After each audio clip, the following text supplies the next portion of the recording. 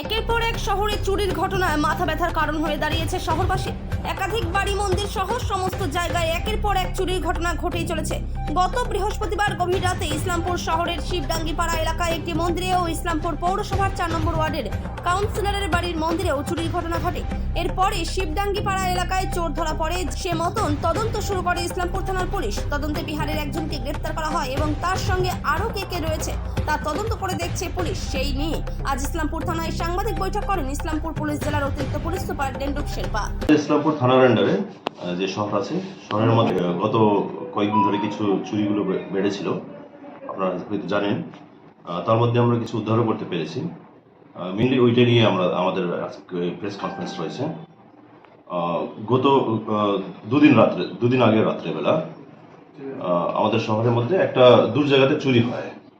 একটা হলো বাস স্ট্যান্ডের পাশে, যে নিউ বাস স্ট্যান্ড আছে তার পাশে শ্রী শ্রী সর্বমঙ্গলা কালী মন্দির যে আছে, ওখানকার থেকে একটা দানপত্র চুরি হয়, যার ভিতরে কিছু টাকাও ছিল।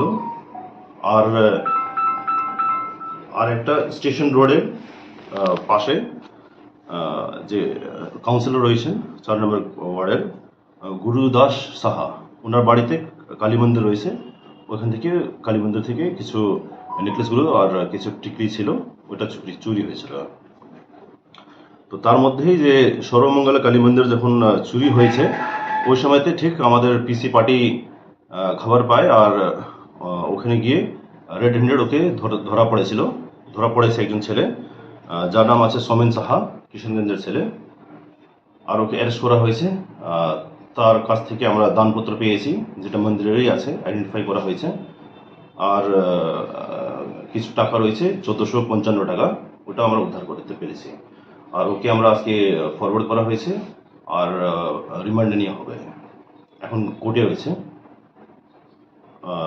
আর ওকে যখন আমরা অ্যারেস্ট করার পরে ইন্ট্রোগেশন করা হয়েছিল, তো ইন্ট্রোগেশনের মধ্যে জানা গিয়েছে কি যে গুরুদাস সাহা আছেন, ওনার বাড়িতে যে চুরি হয়েছিল, সেটাতে অ্যাকচুয়ালি এরা যারা আছে কিশনগঞ্জ থেকে, এনারা ট্রেনে বা বাসে করে আসে, এসে এখানে যে ভাঙড়ির কাজগুলো হয় ওইটাগুলো করে আর রেকি করে নেয় তখন। তারপরে রাত্রিবেলাতে এনারা চুরি করে।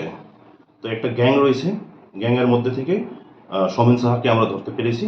আর সোমেন সাহার কাছ থেকে ইন্ট্রোগেশনে বোঝা গেছে কি যে গুরুদাস সাহার বাড়িতে যে চুরি হয়েছিল ওটাতে ও ইনভলভ ছিল আর অন্যরাও ছিল।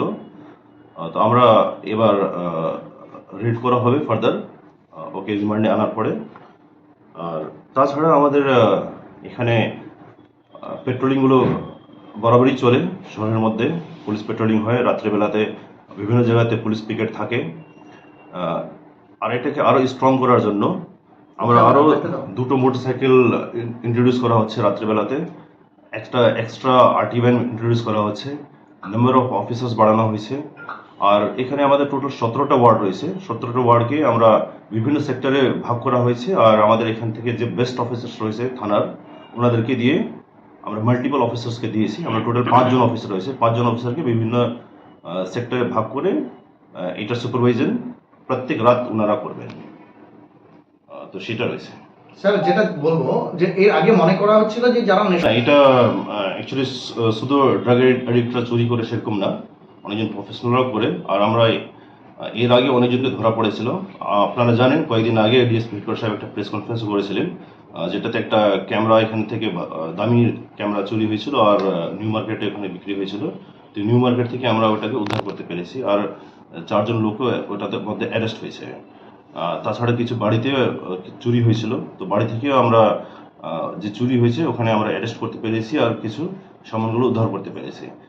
এটা বলছি আমি এই মাসের ঘটনা। তার আগেও যত ঘটনাগুলো ঘটেছে আমরা অনেকটা চুরি আমরা প্রিভেন্ট করতে পেরেছি, অনেক আমরা চোরকে ধরতে পেরেছি। তো সেইটা আছে কি এটা শুধু মানে ড্রাগ এডিক্ট করে সেরকম না, প্রফেশনালরাও করে। আর আমাদের পুলিশিং সবসময় থাকছে।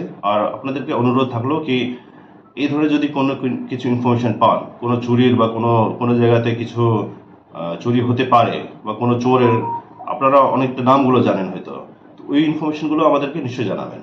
স্যার, বলছি যে এই যে গুরুদাস সাহার বাড়িতে যে চুরি হয়েছে, সেটার সঙ্গে কি এই সময় যাকে অ্যারেস্ট করা হচ্ছে সে ডাইরেক্টভাবে জড়িত নাকি কি রয়েছে স্যার? হ্যাঁ, ও ডাইরেক্টভাবে জড়িত আছে। আমরা কিছু সিসিটিভি ফুটেজগুলো পেয়েছি। সিসিটিভি ফুটেজ ও আছে কি নিয়ে আমরা খতিয়ে দেখা হচ্ছে।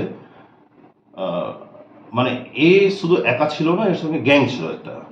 এরা একটা গ্যাং রয়েছে যারা এখানে এসে ভাঙড়ির কাজগুলো করে আর তখন রেকি করে তারপরে চুরি করে। তো আমরা একটা গ্যাংকে আমরা মানে ধরতে পেরেছি বলা যায়, একজনকে ধরেছি আর অন্য নামগুলো আমরা পেয়েছি। ওটা আমরা নিশ্চয়ই আগামী দিনে তার খুব তাড়াতাড়ি রেড করে অ্যারেস্ট করা হবে। স্যার, চুরির ঘটনা তো অহরহ ঘটছে, কিন্তু কাউন্সিলরের বাড়িতে চুরি হওয়ার পরেই কি পুলিশের এই তৎপরতা? না না না, আপনার এটা ভুল ধারণা। কেন কি আমরা প্রত্যেক সময় আমরা অনেকটা বাইক রিকভারি করেছি এর আগে, অনেকটা অর্নামেন্টসগুলো যে বাড়ি থেকে, যেরকম কিছুদিন আগেই যে দুটো বাড়িতে চুরি হয়েছিল, ওখান থেকে আমরা যে চুরি হওয়ার যে সিলভার অর্নামেন্ট ছিল ওইটা আমরা উদ্ধার করেছি। আমরা যে ক্যামেরা এই কিছুক্ষণ আগে বললাম, ক্যামেরা যে আছে ওটা আমরা উদ্ধার করেছি। তো এটা আমাদের রেগুলার পুলিশিং আছে। এই পুলিশিংকে যেহেতু এই মাসে একটু বেশি চুরি বেড়েছে, সেই জন্য আমরা এটাকে আরও পুলিশিংকে স্ট্রং করার জন্য প্রিভেন্টিভ পুলিশিং আরও বাড়াচ্ছি। সেই জন্য নাম্বার অফ ফোর্স বাড়ানো হয়েছে। স্যার, একসময় দেখা যেত রাত 11টার পর থেকে রেগুলার পেট্রোলিং হতো পুলিশের দ্বারা, সে সময় চুরি অনেকটাই কমেছিল। এরকম কি কোনো পদক্ষেপ কিংবা এই রেগুলার যে চুরি হচ্ছে এটা নিয়ে আপনারা কি কি স্টেপ নিয়েছেন, একটু সেই বিষয়টা যদি তুলে ধরেন। না, রেগুলার পুলিশিং সবসময় হয়, আগেও হতো, এখনো হচ্ছে। কোনো সময় আমাদের পুলিশিংটা কম হয়নি, এবার আরো বেশি বাড়ানো হচ্ছে, সেটা রয়েছে। স্যার, রুরাল এলাকাতে আপনারা পেট্রোলিং এর মাধ্যমে আমাদের শহরের মধ্যে মোর দেন 150 ক্যামেরাস রয়েছে। আরও আমরা 200টা ক্যামেরা লাগাচ্ছি, আগামী কয়েকদিন মধ্যে লাগানো হবে। তো সিসিটিভি ক্যামেরা ফুটেজ ভালো করেই আছে, এটাকে আরো বেটার বানানো হচ্ছে। এটা আমরা কয়েকদিন মধ্যে হয়ে যাবে। স্যার, এই 17টি ওয়ার্ডকে 5টি জোনে ভাগ করে 5 জন অফিসারকে নিয়োগ করেছেন চুরি রোখার জন্য, কিন্তু স্যার গ্রামাঞ্চলের ক্ষেত্রে কি পদক্ষেপ নেওয়া হচ্ছে? গ্রামাঞ্চলেও তো চুরি হচ্ছে। না, গ্রাম অঞ্চলে আমাদের যে ক্যাম্প রয়েছে বা পুলিশ ফাঁড়ি রয়েছে, ওদের নিজের পুলিশ পেট্রোলিং থাকে, ওদের নিজের আরটি ভ্যান বের হয়। তাছাড়া আমাদের ওখানে সিভিক রয়েছে, ভিপি রয়েছে। তো পুলিশিং সব জায়গাতেই আছে। শহরের মধ্যে চুরি বেশি বাড়ছে বলে এখানে বেশি কনসেন্ট্রেট করা হচ্ছে। স্যার, ধৃত সোমেন কতদিনের রিমান্ডে আছে?